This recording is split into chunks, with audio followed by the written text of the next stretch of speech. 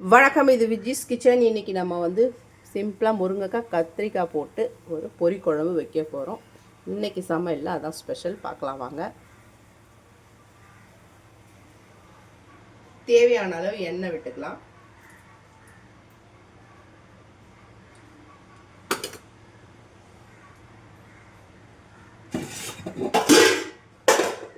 எண்ணெய் காஞ்சதும் கடுகு சேர்த்துக்கிறேன்.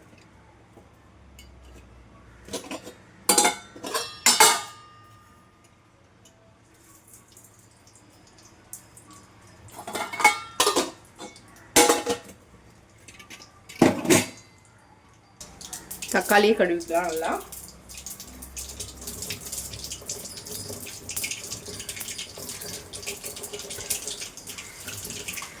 கத்திரிக்காய், உருளைக்கிழங்கு,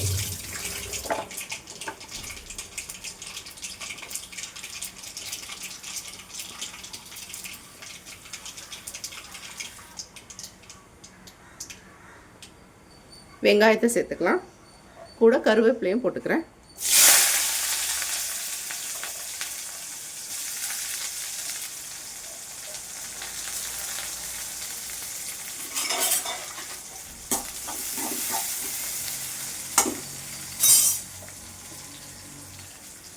ரெண்டு வெங்காயம், 3 தக்காளி சேர்த்துருக்கேன்.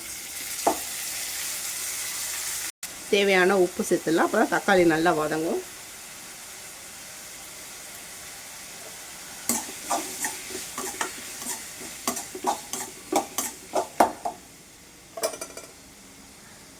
தக்காளி வதங்கினதான் இப்போ காய் சேர்த்துடுறேன்.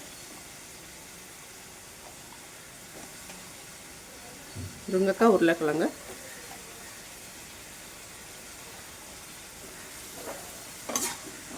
நல்லா கொஞ்ச நேரம் நல்லா வதக்கணும். நம்ம ஒரு 10 நிமிஷம் சிம்மில் வச்சே கொஞ்ச நேரம் வதக்குவோம். இந்த வதக்கி செய்யும்போது காய் நல்லா உப்பு ஏறி டேஸ்ட்டாக இருக்கும் குழம்பு சாப்பிட்றதுக்கு. காய் நல்லா வதங்கினதுக்கப்புறம் தேவையான அளவு மிளகாத்தூள்,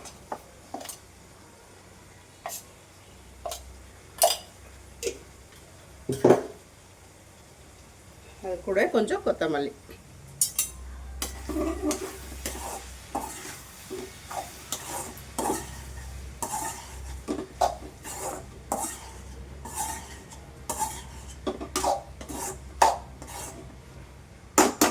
கொஞ்சம் நல்லா மசாலா வதங்கணும். இப்போ தேவையான தண்ணி ஊற்றிக்கலாம். நிறைய வேண்டாம், கொஞ்சம் சதன்னு வைக்க போகிறோம். 1 டம்ளர் தண்ணி மட்டும் சேர்த்துருக்கேன்.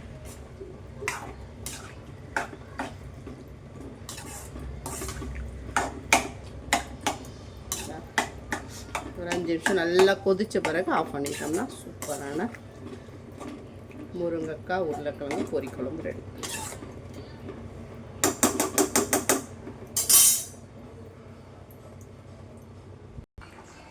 அவ்வளோதான், சூப்பராக ரெடி ஆகிடுச்சு பாருங்கள் குழம்பு.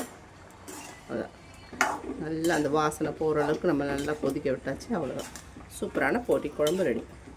இது புளி சேர்க்காமல் செய்கிறது.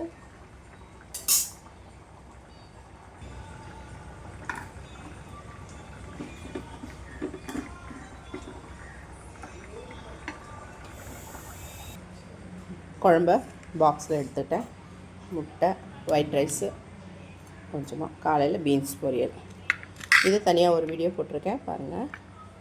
இந்த மாதிரி கட் பண்ணிங்கன்னா பீன்ஸ் நல்லா உப்பு ஏறி நல்லா டேஸ்ட் இருக்கும். முட்டை உடச்சி ஊற்றி பண்ணியிருக்கேன்.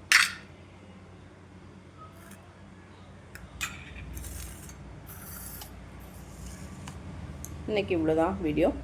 நேற்று வச்ச மீன் குழம்பு இருக்குது, அதே மதியானம் சாப்பிடும்போது சாப்பிட்டுக்கோம். இவங்க மீன் குழம்பு சாப்பிட மாட்டாங்க, அதனால் இந்த பொரி குழம்பு வச்சுருக்கேன். வீடியோ பிடிச்சிருந்தால் லைக் பண்ணி, ஷேர் பண்ணி, கமெண்ட் பண்ணுங்கள். சேனலை மறக்காமல் சப்ஸ்கிரைப் பண்ணுங்கள். வணக்கம்.